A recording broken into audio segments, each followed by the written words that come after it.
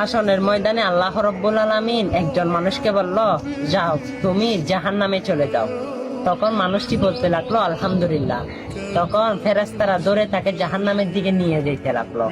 তখন আল্লাহ আবার ডেকে জিজ্ঞেস করলো, আচ্ছা আমি তোমাকে জাহান্নামে যেতে পারলাম, তুমি আলহামদুলিল্লাহ কেন বলেছো? তুমি কি জানো জাহান্নামের আযাব কতটুকু ভয়ানক হবে? তখন মানুষটি বলে, হে আল্লাহ, দুনিয়াতে থাকাকালীনও আপনার কথা শুনি নাই, এখন হাসরের ময়দানে আপনার কথা না শুনলে কেমন দেখা যায়? আল্লাহ ও ব্যক্তিটিকে বলে, আরে তুমি আমাকে এত ভালোবাসো? ও বান্দাটা বলে, আমি শুধু আপনাকে ভালোবাসি না, আপনার গোপন সম্পর্কে দুইটা কথা জানি। তখন আল্লাহ রাব্বুল আলামিন বলল, কি জানো? তখন ব্যক্তিটি বলে, আল্লাহ, আপনার ৯৯টা নামের মধ্যে নাকি রহমান রহিম আছে।